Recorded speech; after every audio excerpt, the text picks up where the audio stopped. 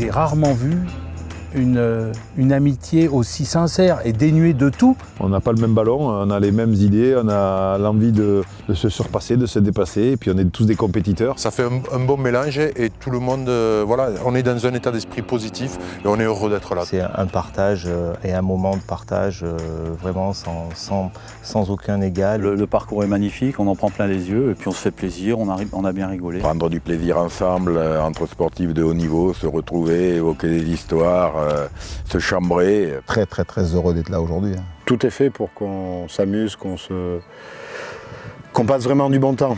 C'est un des plus beaux tournois que j'ai pu faire. Une journée sous un soleil, avec des amis, jouant au golf et avec des personnes sympathiques.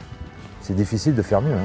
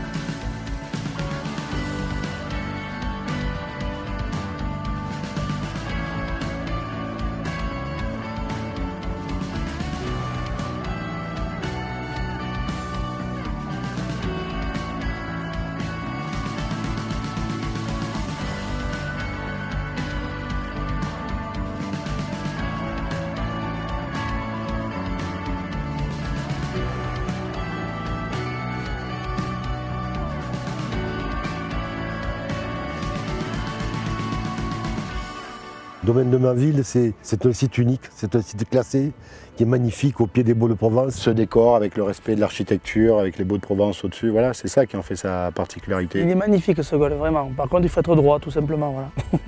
Voilà. C'est un parcours S-qualité, je dirais. Il n'y a pas de monotonie. Moi, il me plaît bien parce qu'il est varié. C'est-à-dire qu'on a des trous où on peut jouer, c'est assez facile, on peut se faire plaisir. Et puis il y en a d'autres où c'est un peu compliqué. C'est vrai que c'est un golf qui est vachement intéressant, ça ne fait pas partie des golfs qu'on joue habituellement, parce que c'est un golf où on sort très peu le driver. Pour la première fois depuis que je joue au golf, depuis 15 ans, je ne sors pas mon driver. Il n'y a pas besoin d'avoir beaucoup de puissance, par contre il faut être assez précis. Je trouve qu'il a beaucoup de cachets, très beau trou, plus facile et plus beau à voir qu'à jouer pour certains. Et après avec ce découpage rectangulaire à la fois des fairways et des greens, c'est un golf un peu atypique et effectivement il faut le jouer une fois pour s'habituer un petit peu. Ouais.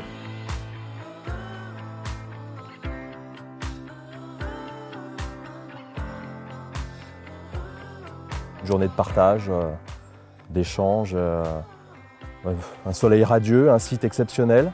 Des équipes formidables dans ce très bel établissement. Vraiment, voilà, une journée mémorable.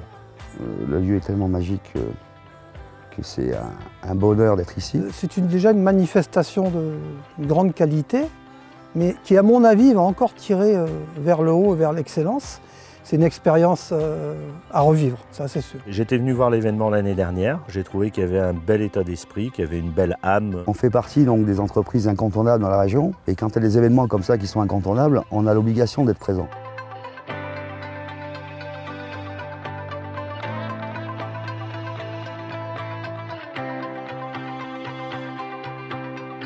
La première fois, c'est né de mon amitié avec Joe, et d'une rencontre impromptue d'Antoine Camboiré et Alain Roche qui venaient par hasard à l'hôtel. Et on avait décidé avec Joe que si on arrivait à rassembler des footballeurs, lui-même rassemblerait des rugbyman. Il y a un lien invisible entre nous, c'est Joe Mazot. Joe Mazot, c'est un ami de très longue date et c'est le parrain de notre association qui s'appelle donc France Alzheimer Pyrénées-Orientales. Et donc l'année dernière déjà nous étions associés sans être aussi présents et cette année, tapis rouge, on nous a invités et à chaque fois qu'on pose une question, on nous répond oui, mais sans trop parler. Donc moi je résumerai simplement en disant que c'est une histoire sans parole, mais une histoire d'hommes qui ont une parole justement. On ne fait jamais assez pour ou cette cause ou d'autres causes et dès qu'on peut, il ne faut pas hésiter. Venir en aide à cette association est extrêmement important, je crois, pour tout le monde.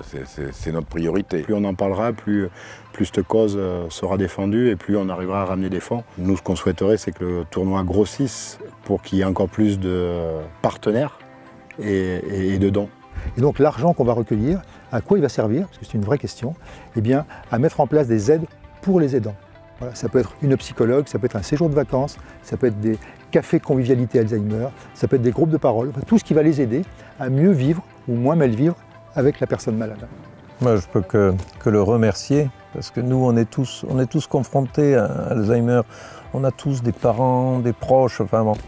Et on a la chance, heureusement, qu'il y a des gens comme vous qui défendent la cause, parce que c'est plus facile d'en parler que de le faire.